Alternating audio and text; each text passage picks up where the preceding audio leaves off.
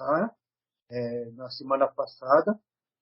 Foi um trecho curto, mas semana retrasada, e eu já quero agradecer os irmãos, tá bom? Pela paciência. Semana passada eu não pude dirigir o estudo aos irmãos, mas eu agradeço a paciência, Deus abençoe a nossa semana, voltamos em paz. Eu agradeço a Deus por isso, tá?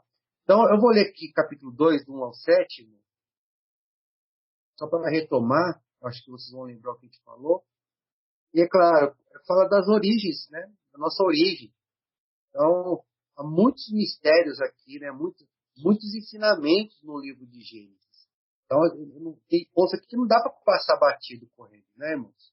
Então, eu vou ler aqui o capítulo 2, do 1 ao 7, só para a gente relembrar, tá bom? Diz o seguinte, né? Gênesis capítulo 2, do 1 ao 7. É o seguinte. Assim, pois, foram acabados os céus e a terra e todo o seu exército. E havendo Deus terminado no dia 7º a sua obra que fizera, descansou nesse dia de toda a sua obra que tinha feito. E abençoou Deus o dia 7º, santificou. E abençoou Deus o dia 7º, e santificou, porque nele descansou de toda a obra que como Criador fizera. Esta é a gênese dos céus e da terra, que foram criados, quando o Senhor Deus os criou. Não havia ainda nenhuma planta no campo, na terra, pois ainda nenhuma erva do campo havia brotado, porque o Senhor Deus não fizera chover sobre a terra e também não havia homem para lavrar o solo. Mas a neblina subia da terra e regava toda a superfície do solo. Então formou o Senhor Deus ao homem do pó da terra e lhe soprou nas narinas o fôlego de vida. E o homem passou a ser alma vivente. Então, fui até aqui, irmãos. E eu comentei, né, no último estudo, que aqui no capítulo 2 é como se fosse um foco. Deus estivesse fazendo um close para aquilo que já narrou lá no capítulo 1. A criação do homem no sexto dia. O homem e da mulher no sexto dia. E aqui, Deus ele vai dar um close nesse sexto dia, falando com mais detalhes como foi a criação do homem. Mostra que é um destaque, né, do ser humano como desse mundo, uma criatura que recebeu um destaque da parte de Deus. Primeiramente, já viu que ele foi feito em imagem e semelhança de Deus.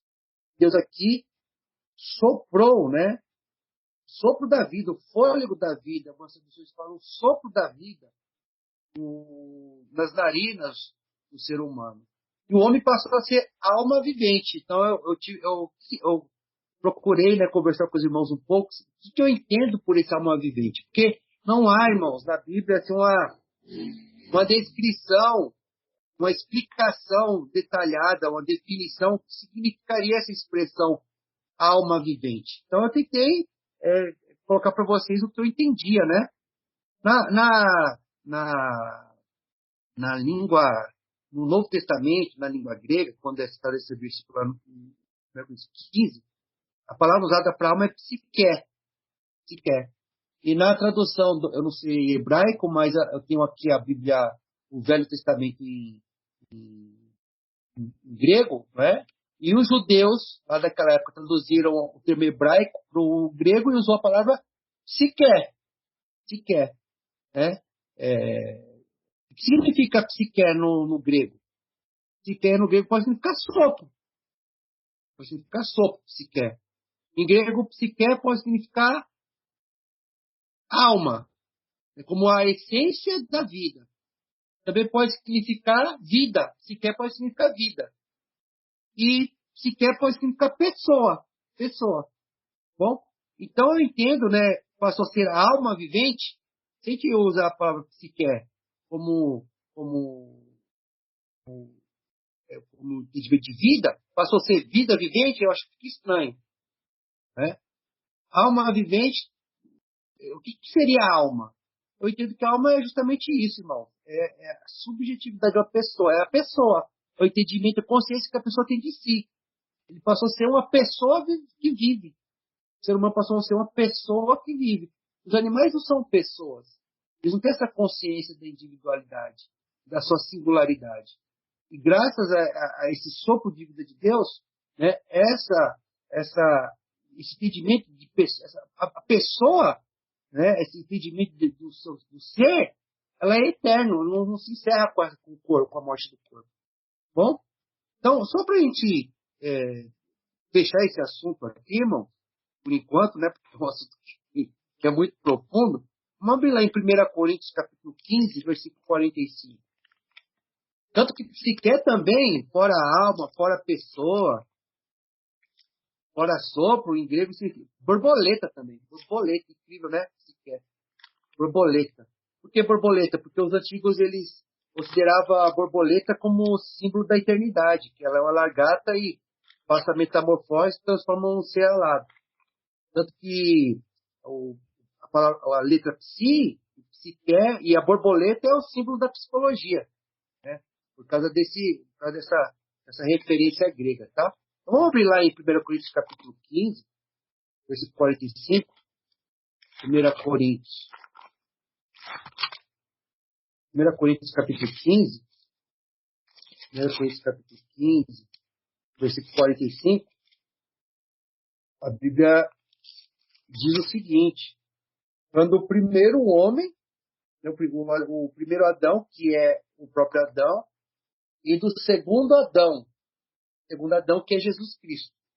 Então, aqui, 1 Coríntios capítulo 15, versículo 45, diz o seguinte: pois assim está escrito, o primeiro homem, Adão, foi feito alma vivente.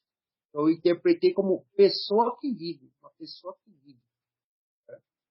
O último Adão, porém, é espírito vivificante. Literalmente no grego, o último Adão, ou seja, Jesus, é um sopro que dá vida. Um sopro que dá vida.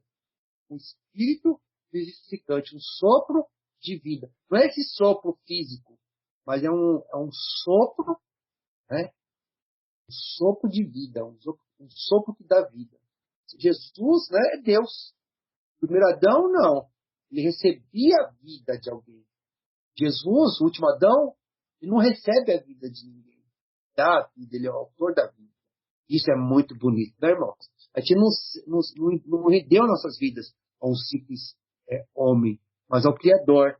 E nós devemos nos valorizar e valorizar a humanidade, mesmo a humanidade decaída. Se Deus não valorizasse a humanidade, ele não teria escolhido se tornar um ser humano como um de nós. Pelo fato de Jesus ter o próprio Criador ter decidido se tornar um como nós, isso mostra que ele ama a humanidade. E você faz parte da humanidade. Tem que se amar. E Deus, ele te amou.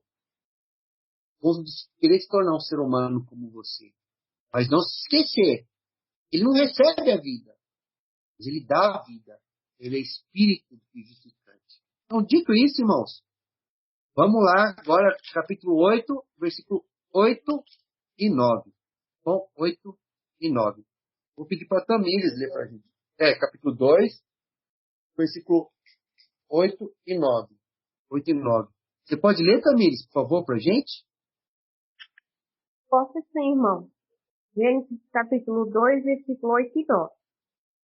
E plantou o Senhor Deus um jardim no Éden, na direção do Oriente, e o pôs nele o homem que havia formado. Do solo fez o Senhor Deus brotar toda sorte de árvores agradáveis à vista e boas para o alimento, e também a árvore da vida no meio do jardim, e a árvore do conhecimento do bem e do mal. Muito obrigado, irmã. Como eu falei, a gente vai ter que parar muitas vezes, tem coisas extremamente interessantes que falam da nossa origem. Que falam da nossa origem.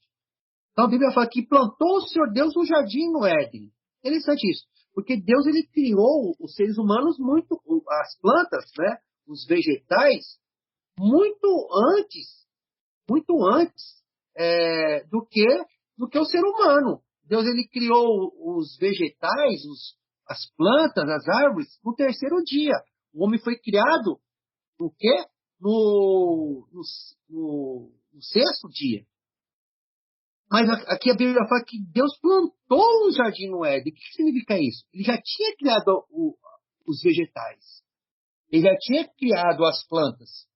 Mas ele fez questão de fazer como eu posso dizer, uma seleção das plantas e montar ali um jardim nesse lugar chamado Éden, que ele fala aqui que está pro lado do Oriente.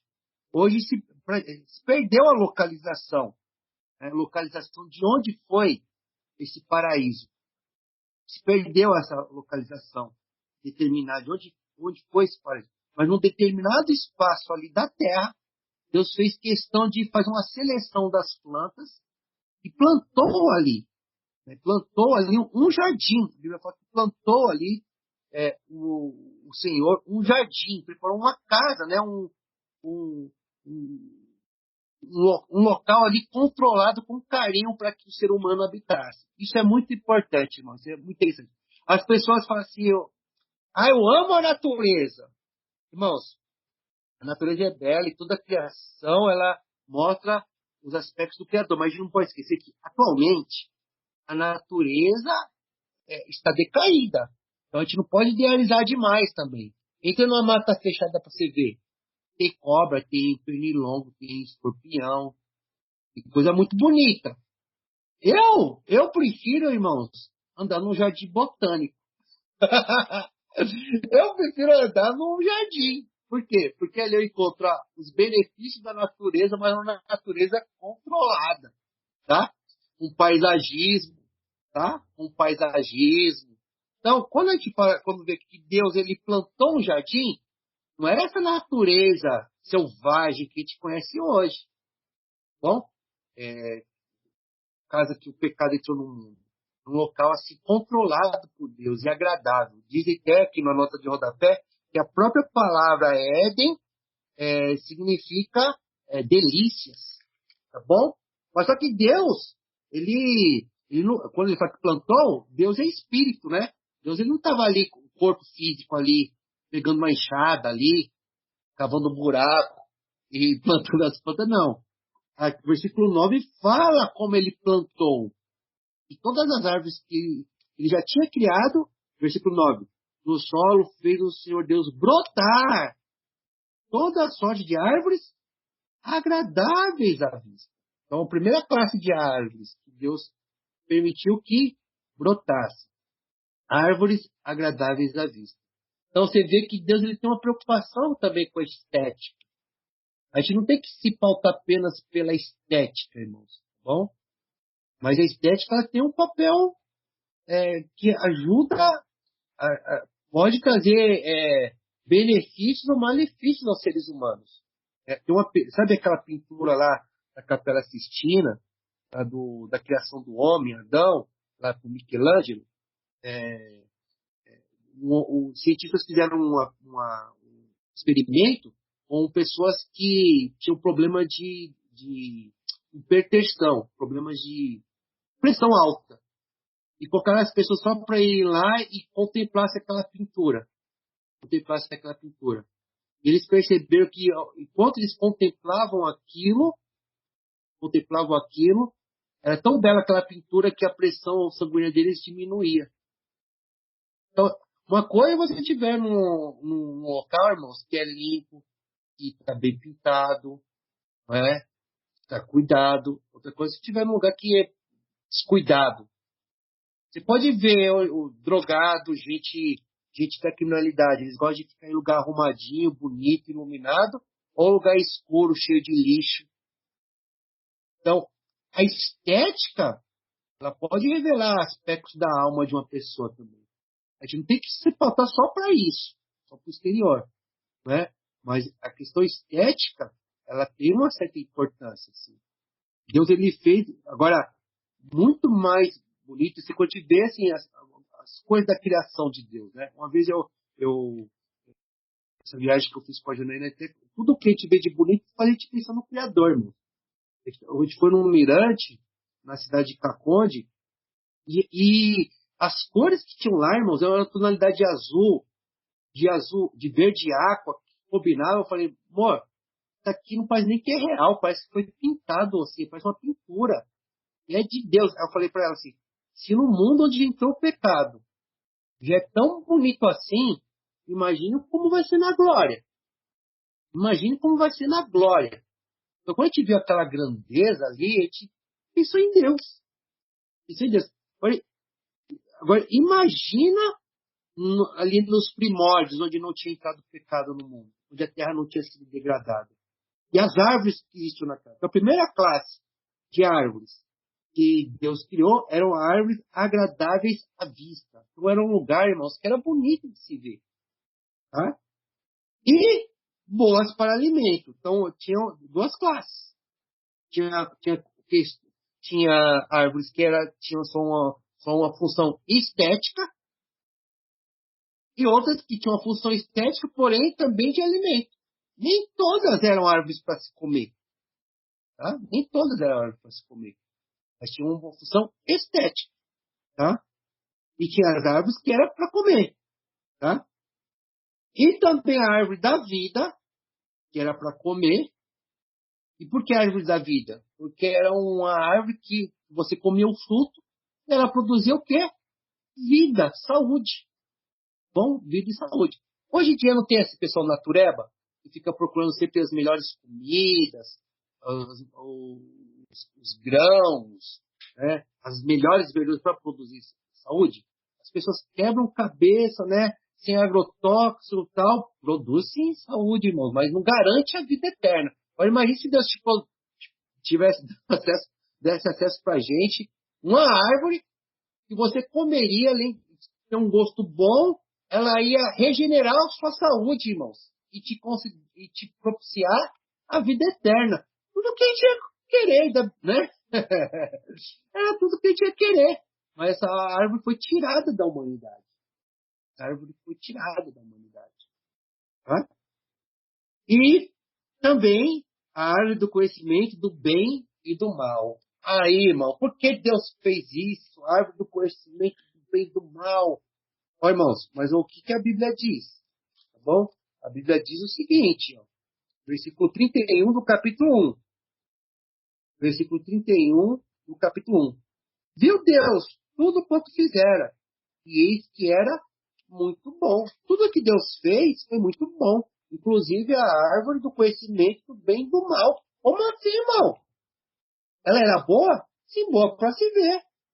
Esteticamente falando, ela era muito bonita. A gente vai ver até mais pra frente. Ela é extremamente bonita, mas era para decoração. Não era para comer. Hoje a gente não sabe? Não tem plantas venenosas? Não tem plantas que são bonitas para se ver, mas não é para comer? E Deus não fez pegadinha com Adão e Eva. Ele falou, ó, não come dessa fruta. E só tinha que obedecer. Tá bom? E se eu fosse dar um apelido para essa árvore, irmãos? Eu, né? Sabe, minha pequenez, se eu pudesse dar um apelido a essa árvore, eu na minha pequenez, né, eu daria o apelido da árvore do conhecimento do bem e do mal de a árvore do livre-arbítrio. Por que eu digo isso? Vamos abrir lá em Deuteronômio capítulo 30, versículo 19. Vamos abrir lá em Deuteronômio, livro de Deuteronômio, capítulo 30,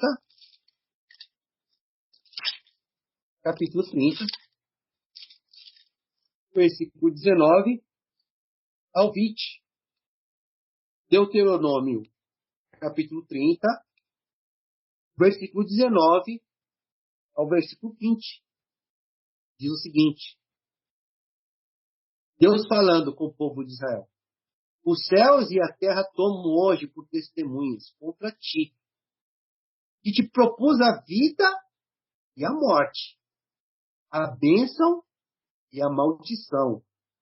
Escolhe, pois, a vida, para que vivas, tu e a tua descendência, amando o Senhor teu Deus, dando ouvidos à sua voz e apegando-te a Ele, pois disso depende a tua vida e a tua longevidade, para que habites na terra que o Senhor, sob juramento, prometeu dar a teus pais, Abraão, Isaque e Jacó. Então Deus ele deixou claro, ó, eu te coloquei, te propus, eu coloquei na tua frente a morte e a vida. Mas o que Deus quer que a gente escolha? A vida. Ele falou, escolhe, pois, a vida, para que vivas tu e a tua descendência. Ou seja, Deus quer que a gente escolha a vida. Né? Mas quem tem que escolher é a gente. Ah, irmão, mas aí não seria bom se Deus deixar a gente escolher a coisa mais ainda assim, de ser feliz? Irmãos, isso aí é você querer se colocar na posição de Deus. E isso é impossível, porque não existe felicidade verdadeira longe de Deus. Deus é a fonte de toda a felicidade. Ele deu essa possibilidade de ser humano escolher. Quem é sábio vai escolher Deus. Né? Vai escolher Deus. É um pecado tremendo, fruto de orgulho, se rebelar contra o Senhor, se prejudicar, simplesmente para não se submeter à soberania de Deus. Mas aqui em Deuteronômio gera um monte de mandamentos. Mas tem muitos mandamentos a seguir. Mas ali no começo, era só um mandamento. Apenas um mandamento.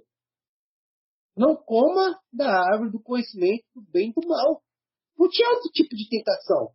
Mas era a única coisa ali que dava a possibilidade do ser humano ter o livre-arbítrio. Escolher estar com Deus ou não. Bom? Escolher estar com Deus ou não. Isso é bom? Sim, irmãos. Isso é bom, porque Deus ele criou o ser humano para ter um relacionamento, uma comunhão. Isso acontece o quê? Na liberdade, na escolha. Né? Deus ele deu capacidade para os seres humanos serem inteligentes, perceberem, né, a importância de Deus, a grandeza de Deus e escolheram. Aqui tem uma nota de rodapé que eu acho interessante e eu vou ler para vocês, tá? Voltando lá para Gênesis, capítulo 2, versículo 9. Árvore do conhecimento do bem e do mal. Para se compreender essa expressão, convém levar em conta, em primeiro lugar, o costume hebraico de abarcar uma totalidade mencionada unicamente dois termos extremos e opostos entre si. Esta frase não se refere ao conhecimento intelectual somente, mas pode incluir conceitos de escolha, discernimento e até mesmo domínio. Portanto, conhecer o bem e o mal equivale a decidir por conta própria e com absoluta independência o que é bom e o que é mal, ou seja, possui plena autonomia no âmbito moral. Sintetizando isso que está escrito aqui, irmãos, não era apenas coisa intelectual. O ser humano, comendo aquela árvore do conhecimento do bem e do mal, ele ia experimentar o mal. Não é uma coisa só do entendimento. Conhecer, na cultura hebraica, não é uma coisa só da cabeça. Conhecer também é uma questão de experiência. Irmãos, pode ser que os seres humanos não terem experimentado o que é dor, o que é sofrimento, antes eles não terem dado o devido valor que o bem que eles possuíam. Mas depois de nós padecermos tudo isso que a gente está padecendo aqui, você acha que quando a gente estiver lá na glória, junto com o Senhor, a gente vai querer abrir mão disso? De maneira nenhuma. Porque a gente sabe o que é o mal, entendeu? A gente sabe o que é o mal, infelizmente. É como uma criança que morre de câncer. Ah, mas por que o bandido não morre? Ah, porque o mal é isso, irmão. O mal é isso. Criança morrendo de câncer. Tudo isso aconteceu e outras coisas mais, porque o ser humano caiu na mentira de Satanás, como muitos ainda hoje caem. Bom? E toda vez que a gente desobedece os mandamentos de Deus, ao invés de facilitar a nossa vida, a gente só complica. Bom? E esse exemplo aqui que a gente vai notar nos versículos adiante é o que foi o primeiro alerta que Deus nos deixou. Né? O primeiro alerta que Deus nos deixou. Então, continuando aqui. Então, a árvore do conhecimento do bem e mal era boa? Sim, irmãos, era boa para ver, não para comer. Por quê? Porque tudo que Deus criou é bom. E tinha um propósito bom. Tinha um propósito bom. É que possibilitava o ser humano estar com Deus livremente. Felizmente, o ser humano escolheu errado. Foi enganado. Na verdade, ele foi enganado. Né? Os humanos foram enganados. Né?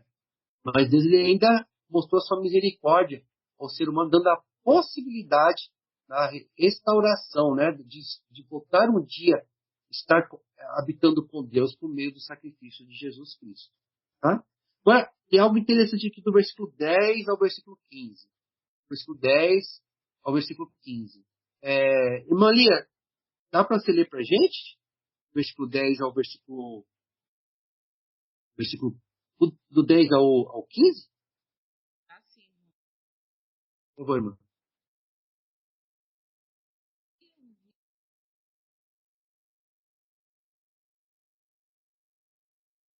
Irmã Lia, eu não sei o que está acontecendo, mas eu não estou ouvindo sua voz. tá ouvindo? Agora está baixinho, Tem como chegar um pouco mais perto para ver se... Perdão. Fala alguma coisa.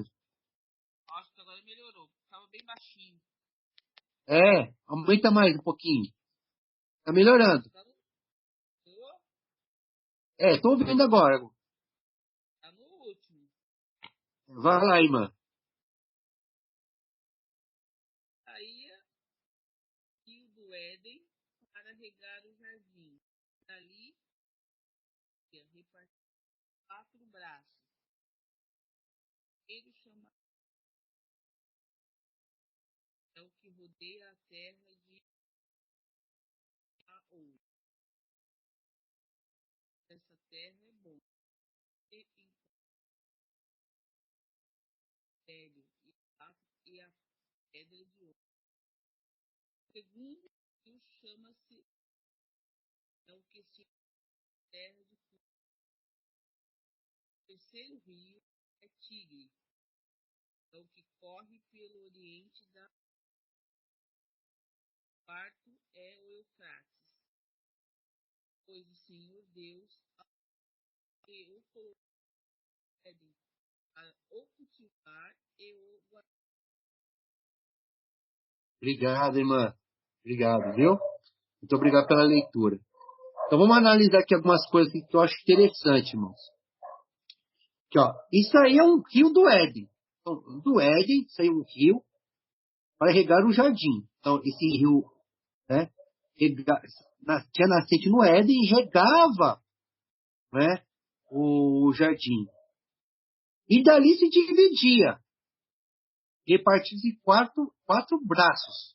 Então, esse rio que saía do Éden, ele repartia-se em 4 braços. O que é interessante aqui nessa passagem, irmãos, é que desses 4 braços, só 2 braços são conhecidos hoje em dia. Eu acho isso muito interessante. Bom, então, se você for na nascente desses 2 braços, talvez daria para um arqueólogo, né? Daria para um arqueólogo saber onde teria sido ali o paraíso. Eu creio que Deus tomou esse local, né? Não está mais aqui na Terra. Mas se a pessoa for na nascente desses dois braços, talvez ele encontraria o local. Eu falo talvez por quê? Eu vou explicar por quê, mas eu acho isso muito interessante. Tá? Então vamos lá. Isso aí é um rio do Éden para regar o jardim.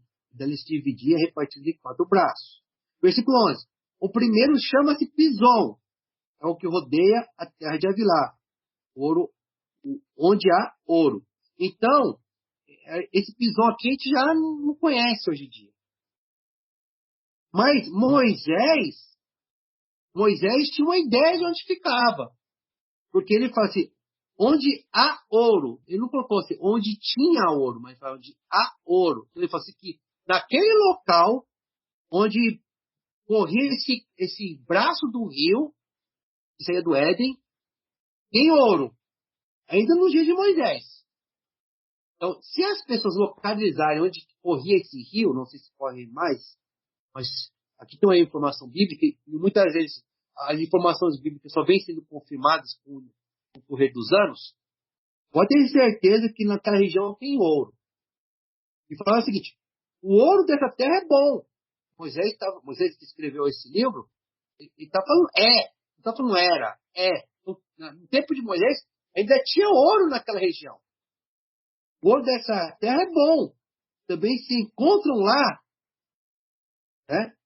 Presente, se encontram lá o bidélio e a pedra de ônix. Eu não sei como que é essa pedra de bdelio. E eu também não sei como que é essa pedra de ônix, mas deve ser muito valiosa, porque tem um carro que se chama Onix, né? Acho que tem um carro que chama Onix. Acho que é da Chevrolet, tá? Já viu carro, você escolher coisa pequena para colocar nome de carro? Não, geralmente você escolhe coisa grande, né? Onix, né? Então vamos lá, versículo 13. O segundo rio chama-se Gion, é o que circunda a terra de Cuxi. Isso aqui é muito interessante, irmãos. É um rio que circunda a terra de Cuxi. Mas qual é a terra de Cuxi? Terra de Cuxi, irmãos, os cuxitas são os etíopes, tá? São os etíopes. Quando você vê lá naquela passagem de números lá que Miriam e Arão estavam ali murmurando contra Moisés, caluniando Moisés, porque ele tinha casado com uma mulher cuxita. Ou seja, os midianitas eram chamados de cuxitas também. E cuxitas era a denominação bíblica para etíopes. Então, Zípora, a esposa de Moisés, ela era negra. Ela era negra. Bom, Jétro era negro. Tá bom? Porque eles eram cuxitas, etíopes. Tá? E alguns etíopes eles tinham um comportamento nômade. Tá? Mas os etíopes ficam lá pro lado da África. Então a gente vai ver que outros braços do rio que seria do Éden, olha o versículo 14. O nome do terceiro rio é Tigre e é o que corre pelo oriente da Síria. E o quarto é Eufrates. Ou seja, olha só, esses dois rios, o Tigre e o Eufrates, existem até hoje. A gente consegue vê-los até por imagem de satélite. São rios muito grandes ali. Naquela região onde fica o Iraque. Tá bom? Porém, a Etiópia fica lá na África. Muito longe, irmãos. No outro continente. Mas fala que o rio, um dos rios que saíam ali do Éden, dois braços dele é o rio Tigre e Eufrates, outro braço dele era lá na terra da África, dos etíopes. O que isso significa, irmãos? A Pangeia. A Pangeia. O que é isso? A Janaína falou, o que é a Pangeia? É que, se você pegar o mapa do Brasil, pega o mapa mundi, você vai ver que a África parece uma peça de pedra uma peça de quebra-cabeça. A África encaixa certinho com o Brasil. A África encaixa certinho, como se fossem duas pedras de quebra-cabeça. E se você pegar os continentes e for juntando, elas pareciam que na antiguidade era uma parte só. E os cientistas confirmaram isso. Antigamente, irmãos, os continentes não eram separados. Eles eram todos juntos. Por isso que fala Pangeia. Pan em grego significa toda. E Geia, Gaia, ou Geia, é terra. Ou seja, a terra comum. Então, antes da criação, os continentes não eram separados. Os continentes eram o que? Juntos. Por isso que tinha um rio do Éden que formava o rio Tigre e Eufrates, e outro rio que corria lá para a África, porque não eram distantes, eles eram grudados. Isso é muito interessante, amados. Entendeu? Porque antes dos cientistas falar, antes a Terra era uma só. Olha as pesquisas aqui pelo Estudando o Solo. Olha aqui o mapa mundi. Pega o mapa mundi, você vê como o Brasil se encaixa com a África e os outros continentes, como peças de quebra-cabeça. A Bíblia já está falando aqui que é uma Pangeia. Tá? Eu acho isso extremamente interessante. Olha o versículo 15. Tomou, pois, o Senhor Deus ao homem e o colocou no jardim do Éden para o cultivar e o guardar. Interessante isso, porque as pessoas falam que o trabalho é uma punição de Deus. Não, o trabalho não é uma punição de Deus. A gente vai ver que Deus ele vai dificultar o trabalho para o ser humano como punição. Mas o ser humano foi feito para trabalhar, irmãos. E o que atrapalha o trabalho? Quando o trabalho é insalubre, ou seja, quando tira a nossa saúde, quando nós somos oprimidos no trabalho, explorados no trabalho, quando corremos riscos trabalhando, perturbações no trabalho. Mas quando a gente não tem isso, irmãos, trabalhar é algo muito bom, dá sentido para a nossa vida. Tá bom? E coisa boa você trabalhar sem aquela preocupação se vai faltar comida ou não. Por que quando as pessoas se aposentam, vão fazer alguma atividade, irmãos? Porque produz saúde. Se a pessoa ela não faz alguma coisa, não mantém a cabeça funcionando, ela atrofia e morre mais rápido. Você ser útil, você usar os dons que Deus te deu, a habilidade que Deus te deu, produz saúde para você. E mesmo uma criação perfeita, entre aspas, irmão, por que você está falando perfeita, entre aspas? Porque mesmo antes do pecado, a criação não era perfeita, porque só existe um único ser que é perfeito. Deus. Só Deus é perfeito, irmãos. Só Deus é completo. Bom? Quando a gente fala assim, quando você fala assim, ó, cita lá Romanos capítulo 1, assim, vou até ler rapidinho. Vou ler rapidinho. Quando você vê um espertinho que vai lançar essa para você responde o seguinte para eles. Eu tive essa oportunidade, pela graça de Deus, e essa pessoa ficou mudinha. Pela graça de Deus, né? Porque a gente fala o seguinte, ó. Romanos 1, versículo 20. É o seguinte. Porque os atributos invisíveis de Deus, assim o seu eterno poder, como também a sua própria divindade, claramente se reconhece desde o princípio do mundo, sendo percebidos por meio das coisas que foram criadas.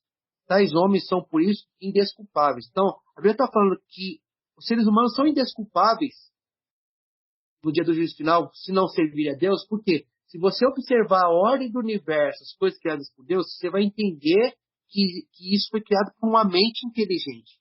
Ou seja, Deus. Uma mente inteligente, imaterial e eterna. Deus. Né? E quando você consegue perceber isso? Pela criação. As coisas do universo. Aí vai ter um espertinho que vai falar, vai ter o ebola, tem o Covid, tem chikungunya. Aí que você pode falar para a pessoa, eu não disse que a criação é perfeita. Ela mostra que existe Deus. Tá? Mas perfeito só existe quem? O Senhor. Deus é o único ser perfeito. Então a gente fala que as coisas de Deus são perfeitas, irmãos, uma metáfora, tá bom? Tá? E até essa questão da chikungunya, né? O ebola, tá lá no maldita terra por tua causa, Adão. Aí começou a cadeia alimentar, o mundo está morrendo e a vida sobrevive pelo sacrifício. Animal comendo animal, e isso desde a molécula, desde a célula até os animais gigantes. Tá bom? Por causa do pecado de Adão. Mas mesmo assim tem uma ordem nesse mecanismo. É como se fosse um piloto automático que Deus instaurou. Que é insensível. Mas mesmo assim tem uma lógica. Né? Ela é insensível como um piloto automático, mas o piloto automático mostra que teve um projetista ali por trás. Existe uma lógica ali. Entendeu? Então, mesmo ali, voltando para Gênesis capítulo 2, que essas coisas me encantam. Mesmo ali na criação primordial, antes da queda do pecado, o ser humano ainda podia deixar a coisa mais bonita. Por isso que Deus colocou ali, ó, tomou, pois, o Senhor Deus ao homem e o colocou no jardim do Éden para o cultivar e o guardar. Ou seja, era bonito. Deus já tinha feito uma pré-seleção ali naquele jardim das delícias. Mas o ser humano, antes de pecar, quando ele colocava a mão naquelas plantas, tratava aquelas plantas, irmão, irmã, ficava mais bonito ainda. Por quê? Porque foi o dom que Deus deu ao ser humano. Isso é verdade, amados. Mesmo hoje, o ser humano faz muita coisa horrível, sabe? Quando está distante de Deus. Movido pelo egoísmo, movido pelo pecado. Mas quando o ser humano usa a cabeça dele para fazer algo que preste, irmãos, é incrível, irmãos. O próprio ser humano é um testemunho de que ele foi feito em mais... Avião, irmãos, uma tonelada voando. O celular, olha para o celular, irmãos. A tecnologia de um celular. Tecnologia de um celular. O ser humano tem que tomar cuidado, tem que usar para o bem. E não criar coisas que ele, assim, Deus ele criou os seres humanos, mas Deus é infinitamente mais poderoso que os seres humanos. Então, tem um limite para o ser humano. Porque o ser humano toda vez que o ser humano tentou ser igual a Deus deu uma sarrafo que botou o ser humano no lugar. Agora o ser humano é muito criativo, mas ele não tem o poder que Deus tem. Ele tem que tomar cuidado. Por exemplo, estou criando a inteligência artificial. Não é? Pode ser útil, pode ser usado como instrumento. Mas se as pessoas não tiverem cuidado, irmãos, eu creio que os robôs não vão destruir os seres humanos, o mundo, porque quem vai destruir esse mundo é Deus. Mas que vai causar muita dor, muito sofrimento, pode. Pode acontecer. Mas se usar até a inteligência artificial, irmãos, pro bem, entendeu? Mostra a riqueza que o ser humano é capaz de fazer. Né? Às vezes você pegar um monte de livro, ficar fazendo cálculos ali e tal, mas o robô não tem a criatividade que o ser humano tem. Então o robô ali vai ser como se fosse um instrumento. Ele consegue pegar dados esparsos e sintetizar. Ó, que nem o ChatGPT, que lá o experimento. Eu só para brincar, né, irmãos? Eu fui assim, ó, coloquei lá no ChatGPT, que é uma inteligência artificial. Eu coloquei lá. Porque tem tanta confusão no mundo religioso, né? O que é preciso para ser salvo, né? Aí eu brinquei, eu falei, vou nessa inteligência artificial aí, ChatGPT. Aí eu fui lá e escrevi assim, ó. O que é preciso para ser salvo segundo a Bíblia? Irmãos, não teve confusão. Que nesse mundo ele foi racional, buscou lá as informações que tinha na Bíblia e colocou certinho lá. Crer no Evangelho, confessar Jesus como o único e suficiente Salvador, se batizar por imersão, perseverar na vida cristã para que produza os frutos do Espírito Santo. Quem respondeu isso, irmãos? Inteligência artificial. O que ele fez? Ele pegou todos os versículos da Bíblia, fez os cálculos de dedução e colocou a síntese ali. Não é incrível, amados? É incrível! É incrível! Então, o ser humano, irmãos, quando o ser humano usa a inteligência dele para o bem, é muito lindo, é um louvor para Deus. O problema é que o ser humano, quando faz aquilo, ao invés de trazer honra e glória para o Senhor, ele fala assim, eu sou o cara. Aí que é o perigo. É que eu falei para vocês, vai para mata fechada. E quando é bonito, irmão, mas é perigoso. Entendeu? Se vacilar, já era. Vai fazer falta se você não tiver uma serrinha. Vai entrando no jardim. Num jardim botânico para você ver. Que é controlado, onde o ser humano coloca a mão. Quando tem pessoas, biólogos, que tratam ali os animais no zoológico, você acha que o animal vai viver mais ou menos do que na natureza? Vai viver muito mais, porque está sendo cuidado ali com o conhecimento do ser humano. Antes da queda, irmãos, o ser humano era mais capacitado ainda para fazer o bem. E não tinha doença, não tinha esse monte de prejudicar. Hoje a gente cresce, irmãos, a gente vai se desenvolvendo na luta ali, ó. Né? Na luta e também. Quantas pessoas não morreram para as pessoas descobrirem os remédios que a gente tem hoje? Quantas pessoas não morreram, né? Para até ser descoberta a anestesia? Quantas pessoas não morreram para o avião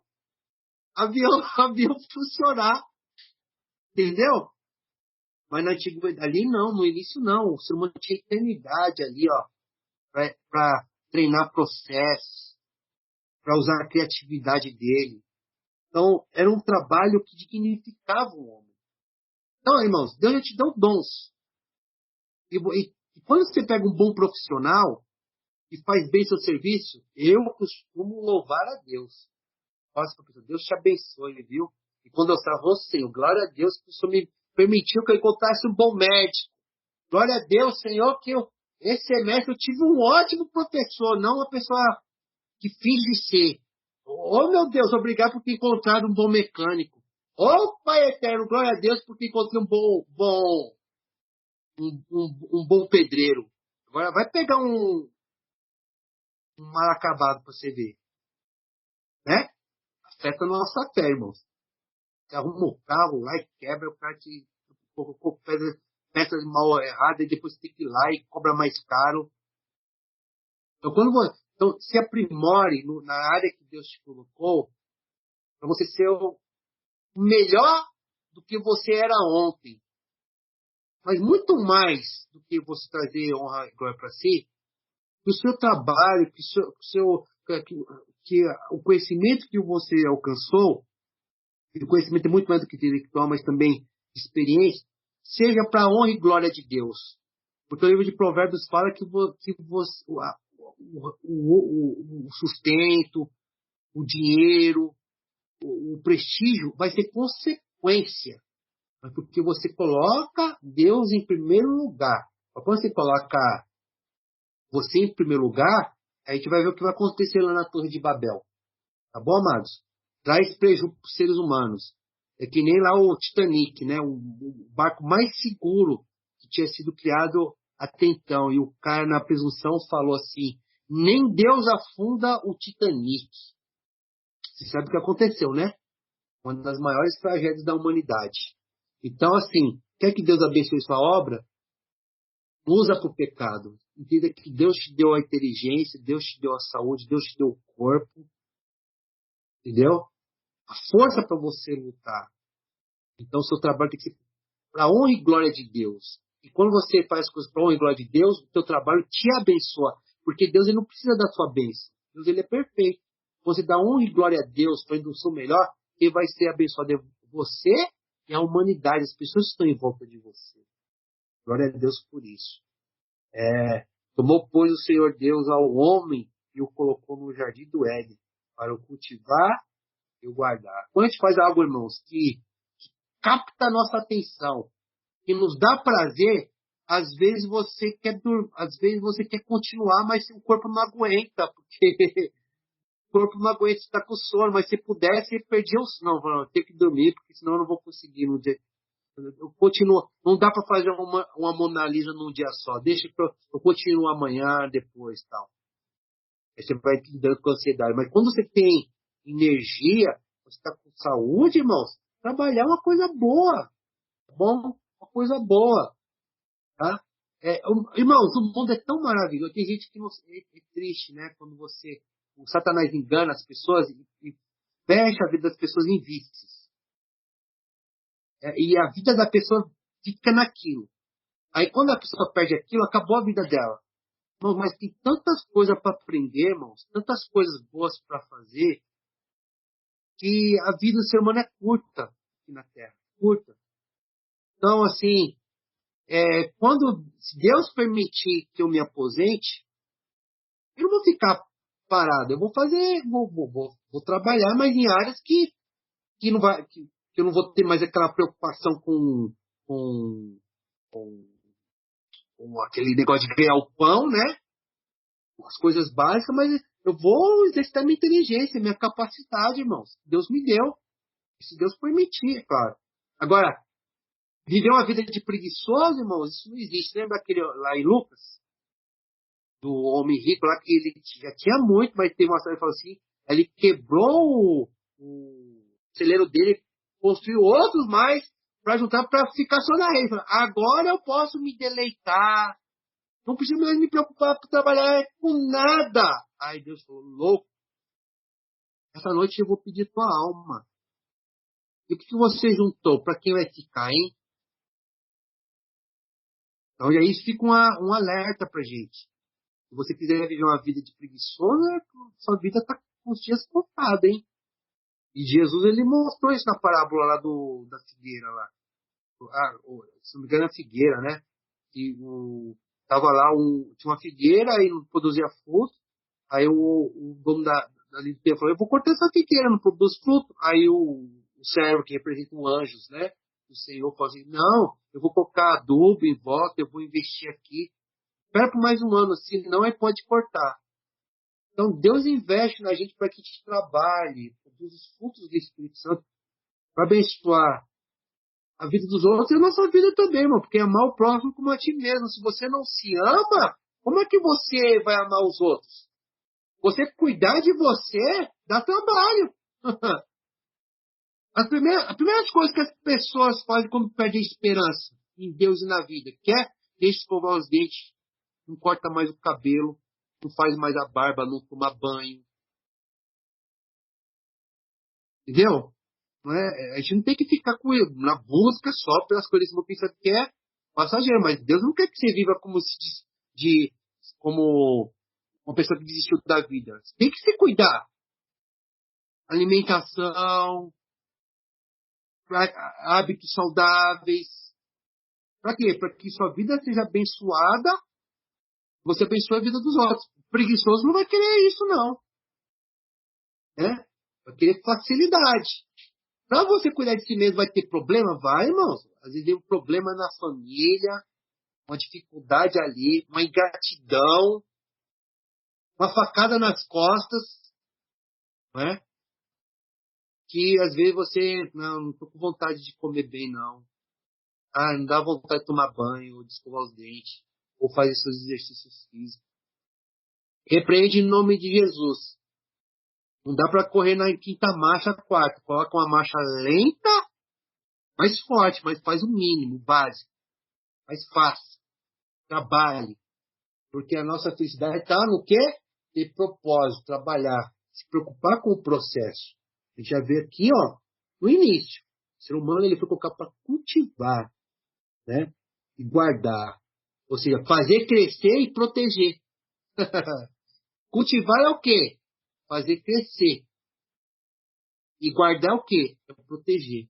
A gente tem que fazer isso em todas as nossas áreas da nossa vida. Né? Nos estudos, você tem que crescer e proteger aquilo que você já conseguiu. A sua saúde, mesma coisa. Família, mesma coisa. Então, porque foi um propósito que Deus deu ao ser humano. Para honra, acima de tudo, para a honra e glória de Deus. Versículo. Eu fico muito encantado com esses versículos, essa passagem de Gênesis. Olha só, versículo 16. E o Senhor Deus lhe deu esta ordem: toda a árvore do jardim comerás livremente. Olha, irmãos, para falar a verdade para vocês, eu não sou muito fã de fruta, não, tá? Eu como. Eu como, assim, agora que eu tô de férias, eu tô mais relaxado com isso, né? Mas diariamente, para sobreviver à carga do dia a dia, eu como fruta todo dia. Imagina qual é a fruta que eu como todo dia? A mais popular. Não sei se era nessa época aqui, irmão. Mas adivinha qual é a fruta mais popular? Quem quiser adivinhar, não consulta o Google, mas escreve aí. Quem quer falar aí qual é a fruta mais popular? Quem adivinha, não consulta o Google. Banana! Banana, isso mesmo, é a fruta mais consumida Banana! do mundo. Banana. É a fruta mais consumida Exatamente. do mundo. É a mais consumida do mundo, irmão. Banana. Essa eu como. Entendeu? Não sei se era mais, né? Essa diariamente eu como uma banana, eu como muito, irmão. Banana eu como muito. Às vezes laranja, né? Maçã, sim, mas não, né? Agora essas mais chiques, assim, né? Eu tô aprendendo a comer mais fruta com a Janaína. Janaína geralmente gosta assim, quando a gente vai viajar e tomar os café da manhã, eu já fico de olho nas massas, irmão. Pão doce, pão com queijo, né? Coisa gordurosa, é onde eu bato os olhos. A Janaína, quando tá no café da manhã, ela já corre atrás de fruta. E eu falei, rapaz, aí eu tô aprendendo com ela a comer fruta, né? Mas uma coisa é a fruta, né? Hoje em dia, imagina frutas ali, irmãos, do Jardim do Éden. A variedade, né? A doçura daquilo. E como trazia benefícios para a saúde de Adão e Eva. E isso é uma coisa maravilhosa, irmão. A jaca, olha como... A jaca do Jardim do Éden não era a jaca de hoje. A banana, irmãos. A banana do Jardim do Éden não era a banana da gente. Não é de hoje. Entendeu? Abacaxi, eu amo abacaxi, irmãos. Entendeu? Mas, às vezes a gente erra. Pega um abacaxi azedo. Sabe? Mas quando um abacaxi é docinho, né? Mexerica. Não sou muito fã, não. Eu ainda gosto. Mexerica tem um cheiro forte, né, irmão? Se alguém abrir uma mexerica no ônibus, todo mundo fica sabendo. Não é? É ou não é? Irmãos, é coisa muito maravilhosa. Cada fruta. Teve uma fruta, o suco que eu tomei, suco de cajá. Irmãos, isso aí é o que eu... Mas tem tanta fruta aí, irmãos. Tanta variedade, coisa tão gostosa. Agora, olha que eu não sou muito fã de fruta, entendeu? Mas imagina a variedade de frutas ali no jardim, velho. Devia ser uma coisa absurda, irmão. Coisa incrível, tá? Só que de toda a árvore do jardim comerás livremente. Mas uma vez, desculpa aí, irmãos. Teve um abacaxi, que é abacaxi mexerica, amor? Um abacaxi, irmãos, que você tira os gominhos, assim, uma coisa estranha. Uma espécie de abacaxi. É pingos de mel. Pingos de mel, irmãos. É uma coisa incrível. E tem tanta coisa linda, irmãos. A gente nem parou para imaginar. Tem banana roxa também, sabia? Existe banana roxa. É sério, existe. Tem banana pão, Aqui na minha né? rua, Ricardo, tem um pé de banana roxa. Então, tá vendo, irmã? Mas existe. Ó, no Japão, agora não, porque o mundo tá mais globalizado, né? Hoje, mas na antiguidade, no Japão, como era uma terra muito árida, não tinha como ter muita fruta lá, antes da globalização e tal. Então, comer fruta no Japão, irmãos, era artigo de luxo, entendeu? Era artigo de luxo, né? Então, o Brasil ele tem uma coisa absurda, questão de fruta, irmão. A gente tem que valorizar isso. Eu tenho que valorizar isso.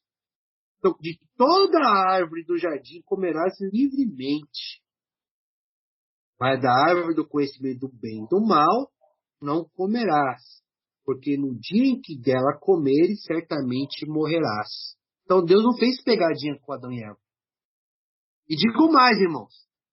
Quando está lendo aqui, parece que Adão e Eva pecou no mesmo dia. Não, irmãos, a Bíblia ela resume os fatos. E eles eram eternos. Você só conta o tempo quando você tem a ideia de finitude. Você não sabe se Adão e Eva viveram milhares de anos, centenas de anos. Pode ser que ele tenha caído naquela semana mesmo. Mas pode ser que eles viveram milhares de anos em fidelidade a Deus. A gente não sabe. Mas uma coisa é fato. Ô, irmão, Deus ele falou que no dia que Adão comesse, ele ia morrer.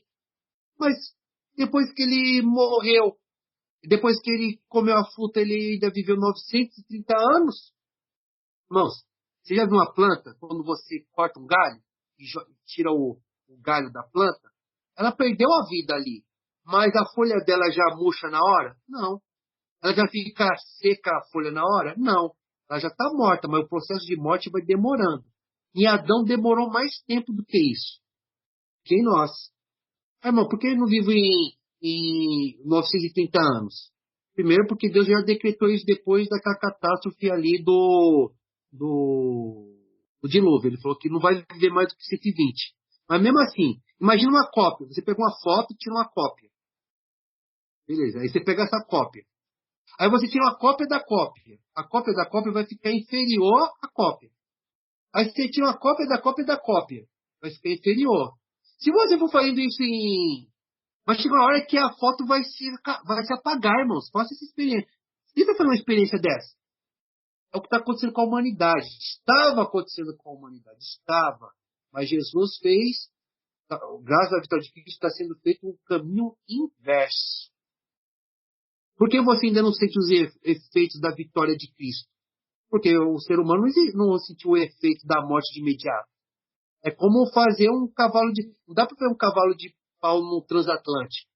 Para fazer uma curva no transatlântico demora muito, né? Então, o processo de regeneração que a gente alcançou em Cristo Jesus já está acontecendo, né? À medida que o evangelho vai se expandindo, irmãos, isso vai produzindo vida.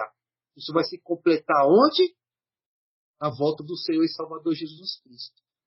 Tá?